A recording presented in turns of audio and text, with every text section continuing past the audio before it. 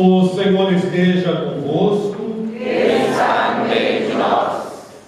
Proclamação do Evangelho de Jesus Cristo, segundo Mateus. Glória a vós, Senhor.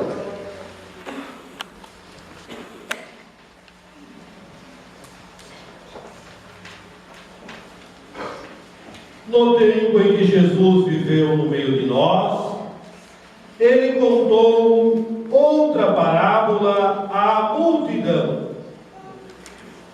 O reino dos céus é como um homem que semeou boa semente no seu campo.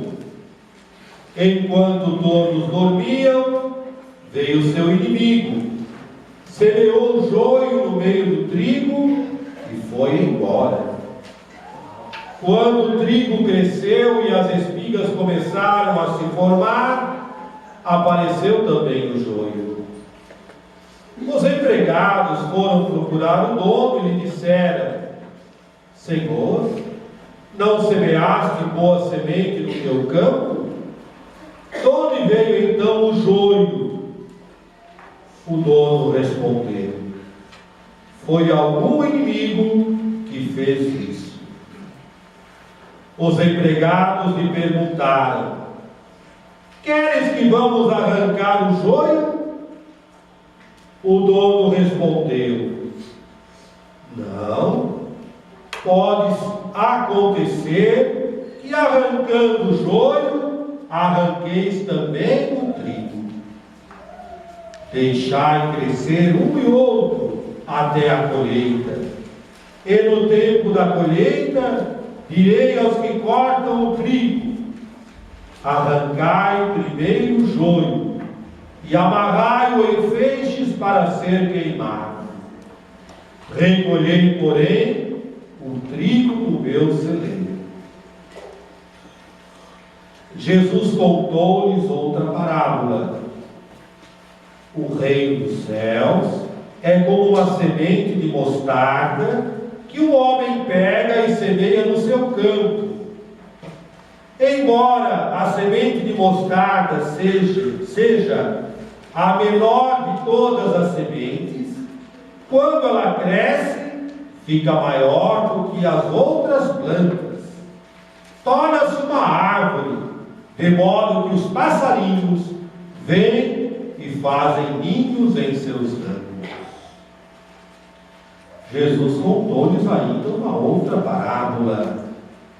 O reino dos céus é como um fermento que uma mulher pega e mistura com 3 porções de farinha, até que tudo fique fermentado. Tudo isso Jesus falava em parábolas às multidões.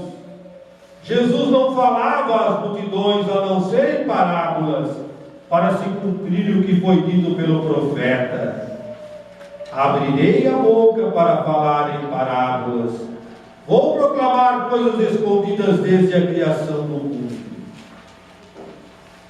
Então Jesus deixou as multidões e foi para casa. Em casa, seus discípulos aproximaram-se e disseram a Jesus: Senhor, explica-nos a parábola do joio. E Jesus então explicou: aquele que semeia a boa semente é o Filho do Homem. O campo é o mundo. A boa semente são os que pertencem ao reino. Os joios são os que pertencem ao maligno. O inimigo que semeou o joio é o diabo. A colheita é o fim dos tempos. Os ceifeiros são os anjos. Como o joio é recolhido e queimado ao fogo, assim também acontecerá no fim dos tempos. O Filho do Homem enviará os seus anjos, e os seus anjos retirarão do seu reino todos os que fazem outros pecar, todos os que praticam o mal, e depois os lançarão na fornalha de fogo. Aí haverá choro e ranger de dentes. Então os justos Os justos brilharão como o sol no reino de seu Pai. Quem tem ouvidos, ouça. Palavra da salvação. Glória a vós, Senhor.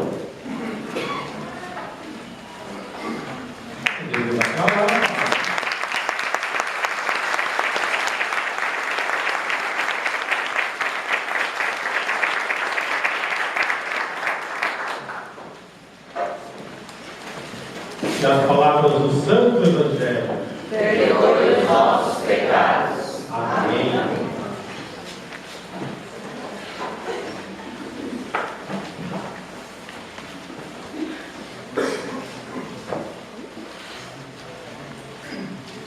Tem hoje muitas coisas importantes nesse Evangelho. Pedir ao Espírito Santo que me ajude a passar para vocês essas coisas importantes. A primeira coisa importante do Evangelho de hoje é a distinção que Jesus faz entre a multidão e os discípulos. Multidão. O que é multidão? Então, aquilo que as pessoas fazem sem pensar. Passa lá um carro de som da avenida, todo mundo olha, aplaude, mas ninguém está pensando, não tem compromisso nenhum. Faz aí uma festa junto a uma multidão, mas ali não tem um compromisso, estão ali cada um por si, cada um para se divertir. Discípulo não. Para ser discípulo a gente tem que ter tomado uma decisão, tem que ter ido atrás de Jesus. E o Evangelho de hoje faz essa distinção. Jesus fala à multidão em parábolas. Por quê? E quem não estiver interessado, vai ouvir as parábolas e vai dizer: não entendi nada que você quis dizer, vou embora. Quem estiver interessado, vai atrás de Jesus. Por isso esse Evangelho de hoje, ele tem que ser visto a partir de dentro, e não a partir de fora. Esse Evangelho não é uma vitrine que você vai lá e fica olhando. Esse Evangelho você tem que entrar na loja e conversar com o vendedor, senão não vai fazer sentido nenhum na sua vida. Isso é tão verdade no Evangelho de hoje, que o evangelista São Mateus colocou as duas parábolas mais importantes dentro do Evangelho. Você tem a parábola do joio, você tem a catequese de Jesus sobre a parábola do joio. E no meio você tem duas parábolas. Uma que é da semente e a outra que é do fermento. As duas estão no miolo. Por que estão no miolo? Você tem que fazer que nem um repolho. Tem que abrir o repolho para você chegar no miolo. Senão você vai só ver o repolho, nossa, que repolho bonito, mas não vai comer o repolho. Tem que abrir. Então as duas parábolas mais importantes estão no meio.